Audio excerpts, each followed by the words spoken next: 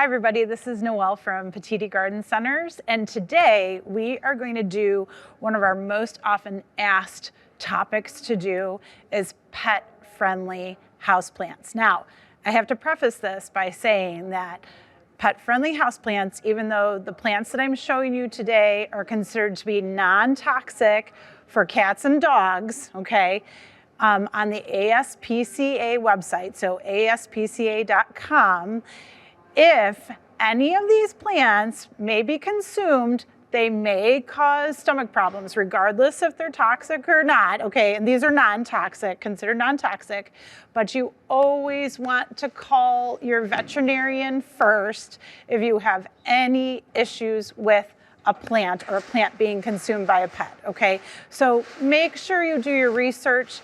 We're showing you some things that are well known to be non-toxic and very, very easy. But again, if they're consumed and a lot is being consumed, your pet might have a problem regardless of the toxicity, okay? So that's starting out. We also refer to any of these plants that are totally used on ASPCA website. So if they are not listed on ASPCA.com, I'm not going to mention them, okay? So just be aware of that. The first thing with non-toxic that you need to know, great plant, is the Phalaenopsis orchid. Phalaenopsis orchids are such an easy orchid, and we call them beginner orchids or moth orchids, where they are great wintertime bloomers. They take low light levels, so actually they grow in bright indirect lighting. They do awesome in a northern exposure or an eastern exposure, and they're just so easy. So that's the first one. They do wonderfully. In this planter, we have a Phalaenopsis orchid here, and down below I'm gonna cover this up because English ivy is not a pet-friendly plant. But the other two plants planted in with this Phalaenopsis orchid, polka dot plant or Hypoestes, and also this calathea. This is a zebra calathea or calathea, however you want to say it, or peacock plant. These three plants would make a great non-toxic pet-friendly combo, okay? So just keep in mind that there are a lot of plants out there. Some of them look like they would be okay, but again, you want to make sure that you know your plants. One other thing that I want to mention just after I mention these guys is that it's good to know botanical names of plants because many of them are listed that way, and you can find out the specific species and know for sure that's the plant that you're talking about that you're dealing with, okay? So it's good to know botanical names. Common names, there's a lot of different zebra plants out there, 3 that come to mind right now. So be aware that it's better to know that this is a calathea and it is the zebra type of calathea. Okay, now right next door, look at the African violet. African violets are fabulous. Again, classic houseplant, great flowering, very, very easy to grow as well. But again, non-toxic. So this is great. So bright indirect lighting houseplants, no problem. Right behind me, one more I'm gonna pull out. Ta-da, the spider plant. Spider plants are so easy, great air purifiers. Again, a really great non-toxic pet-friendly plant, people-friendly plant. You can obviously let it trail down a shelving unit. You can hang it in a hanging basket, but they are so much fun and so easy to propagate too. All these little pups can be planted or just put in water, let their roots grow on, plant them up in other little pots, you'll be ready to go. Okay, now let's keep walking, lots more to see here. Wanted to show you this one, very, very common. This one's planted in more of a bonsai pot. You see that bulbous little bottom and the long foliage? That's your ponytail palm, okay? So ponytail palms, they sort of get classified in the palm family. They're not really like a typical palm plant, but that's okay. We enjoy them anyway. They definitely prefer drier types of conditions. They do very well in shallow containers like this bonsai container, and they're very easy to take care of. Again, bright indirect lighting. So most of these I'm gonna show you first are meant for those brighter areas. Don't need direct sun, but like that bright indirect light. Okay, so ponytail palm, awesome, easy plant to grow. As we walk this way, the bromeliads. So any of your bromeliads, flame or sword type, variegated type, okay? Guzman type, air plants, same family as the bromeliads, non-toxic. Also earth stars, all do great. So try these again in bright indirect lighting. They are wonderful plants to grow indoors, get a lot of color, a lot of fun inside the home. Straight ahead here, some of our hanging baskets are really, really great varieties, very pet friendly. This guy, this kind of silvery chalky succulent here, this is actually called burro's tail. It's in the sedum family, and this plant, no problem whatsoever, non-toxic. It's a good thing too, because these little guys can drop off when you're moving it around or moving it to water or what have you, and really no worries whatsoever with this one. Did you know lipstick plant is also a great non-toxic plant? It's nice, succulent, glossy leaves, really, really beautiful, beautiful flowers underneath, tubular flowers. Great house plant. These can go outside for shade too during the summer, but really, really nice non-toxic plant. Just next door, have you ever seen a goldfish plant or a clog plant? Sometimes it's called. Taylor's got some goldfish cuttings rooted in some water in her office. I know she's going to be planting those up pretty soon, but they do have the small glossy leaves, and they produce those little orange goldfish-like flowers. They're really fun to grow indoors. Again, bright indirect lighting. And then right next door, this one is, sometimes we call it Creeping Charlie. Sometimes it's known as baby tears, but this is a Pilea, P-I-L-E-A. And most of your Pilea or friendship plants are non-toxic, considered non-toxic. So look for this one as well. Okay. As we keep going, look at that spider plant. This is the spider plant. It's called reverse. So your reverse variety has the white on the outside, green on the inside. Your typical variety has the white on the inside, green on the outside. So sometimes you'll see reverse. Look at all of those. Wow, we need to clip some of those off. Okay, now coming around the corner, we're getting closer to some of the Peperomia family and also the Pilea family, not in a hanging basket, obviously. So look at here. This is Peperomia, and Peperomia is sometimes called baby rubber plant. Now, the only problem with that is rubber plants that are in the ficus family, are toxic. So you gotta watch out again with the common names here.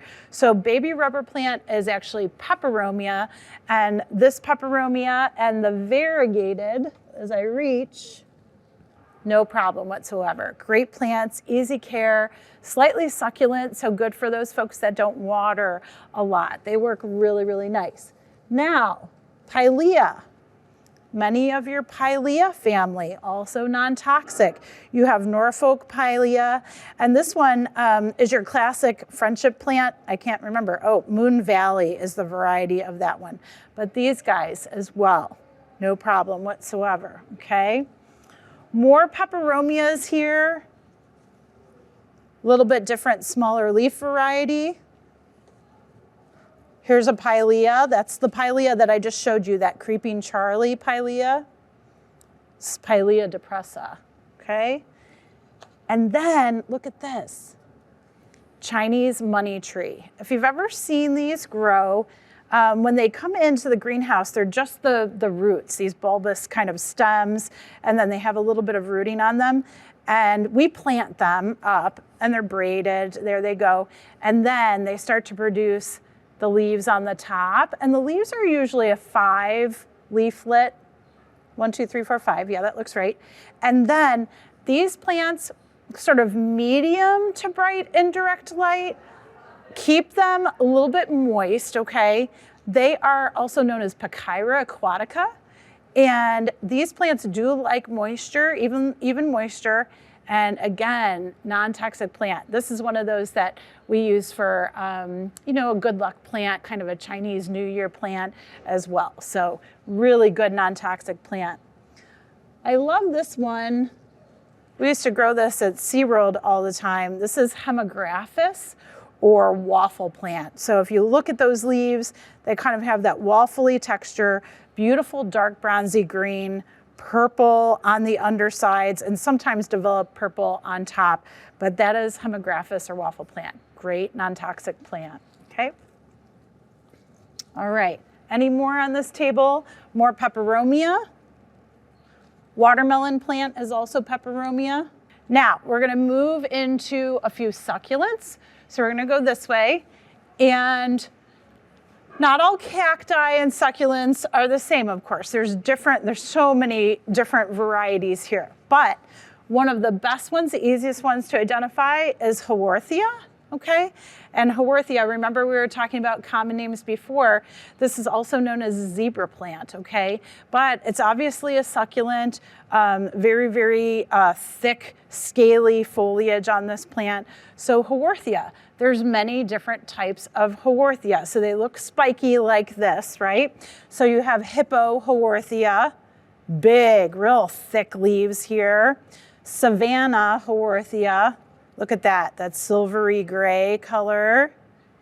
And then also, this is your Royal Highness Haworthia, and you've got a flowering stem coming up from this Haworthia, really, really cool, okay? Then also, a different succulent is going to be the echeverias. The echeverias are known as desert roses. So you'll see this rosette of leaves, very thick, usually a lot of different colors with echeveria. Blues, pinks, purples as well. Some large, some small. Look at, I love the leaves, how they have that pointy scallop shape to them. And this has a little bit of a purple coloration to it too. So the echeveria or desert rose, no problem whatsoever. Here's a little peperomia. Remember, I showed you this one, that baby rubber plant. So again, kind of falling in that succulent category. If you don't do as much watering, this is gonna be a really nice option for you as far as your pet safe is concerned, succulents, okay. Now, if we move through here, I've got a lot of options down below. Now, don't look at the philodendron family, and we're starting to get into lower light options here. These guys are sort of medium in direct light. They can take a little brighter in direct sunlight, but mostly medium, does really, really well for them. This is Hypoestes or polka dot plant. Like I said, there's lots of colors. There's a red, there's white, there's pinks, and different shades of pinks as well. So you'll see the Hypoestes often used in different planters and so forth because you get so much foliage color out of them. Fittonia. Fittonia or nerve plant. Same thing, looks similar to the Hypoestes plant, still very good, non-toxic. A little bit fuzzy on this plant as well. Their foliage is a little bit more fuzzy, but really pretty veining. You'll always see the color in the veins on this one, okay? These are called flame violets, okay? And they're ASPCA, okay? And different foliage colors you can tell, kind of like an African violet, same family, right? African violet, fuzzy foliage, like the African violets. If you know gloxinias, they're in the same family as gloxinias too. They produce bright red flowers when they are flowering, and it's periodic when they do go into flower, but really pretty fuzzy foliage there. So again, pet friendly. Okay, now let me look over here. We're gonna go on the back side because I have more ferns over there. And typically your Nephrolopsis family is the Boston fern family, okay? And they're great, non-toxic plant, no problem whatsoever. And again, I like that, I appreciate that, because when you're hanging your Boston fern up in the home and it's dropping foliage, you think, the pets are getting at it, and it's okay, not a problem whatsoever. So your Boston ferns, no problem. Your button ferns, no problem. Okay, so that's a lemon button fern there. Has those nice kind of upright fronds, but the nice little rounded leaflets there. Staghorn or elkhorn fern. This one's, you know, a baby. It's immature right here, but it'll start to produce its stump, and then they can be mounted on wood and that type of thing too. But the staghorn, elkhorn fern, no problem, okay, as far as toxicity is concerned. So look, ferns vary. There are a few that you don't want, you know, your pets to be near. Oh, sorry. Rabbit's foot is not one of them. This is a great non-toxic fern too. I forgot it was over here. So rabbit foot fern, you look for that fuzzy white rhizome here, and then their leaflets are coming off, but really pretty fine leaf fern. So that's a good one, okay? Okay, now on this side, you wanna look at the prayer plant, which is Neanthe, and the peacock plant, which is Calathea or Calathea, however you want to say it, okay? Your prayer plants are the ones, remember, that are going to close at night. So their foliage does react in the evening, lower light levels, boom, they tend to close or turn in, okay? This is the lemon lime variety, so it has a nice bright green coloration through the veins. Your typical prayer plant, is going to have your pink through the veins, okay? Now, your peacock plants or Calathea are going to be all different types, so you can tell, okay? But I just want you to make sure you're looking at their botanical name before you buy, before you wonder if they're going to be okay for your pets. Lots of different varieties here. I think this is Mary, one second. Oh, Makiana, okay. Beautiful peacock leaves, typical peacock leaves. I think I have white fusion back here, or fusion white. I can never remember which one is which. Oh, I don't even know. Conchina Freddy, pretty, okay. So lots of different varieties. Oh, and this is Medallion. Love that big round leaf. So again, Calathea and prayer plant, very good as far as non-toxic plants are concerned. Let's go around, Taylor, we're gonna show them just one more thing in the hanging baskets, and I wanted to show baby tears. So a little bit different than the Pilea. I showed you Creeping Charlie before. That Pilea depressa is got very thick leaves and thick stems. Baby tears is very, very soft. There's none of that succulent nature to this plant. So I almost keep these with ferns around them because you want to keep the humidity high with them. But this is Solarii, and they are really, really a great non-toxic plant as well. So look for your baby tears, and they might be around your spider plants, right? And they might be around some of your other ferns. This is a macho fern, but again, it's in the Nephrolopsis family. Sorry, guys. So again, that's a really good one too. So lots of non-toxic plant options. I do want to tell you we were kind of getting closer with the prayer plant and the Calathea from medium indirect light to low light. And don't forget your Neanthe Bella Palms are great for low light, non-toxic plant materials. They do really well. They can get a little bit larger and fill out like a normal palm does.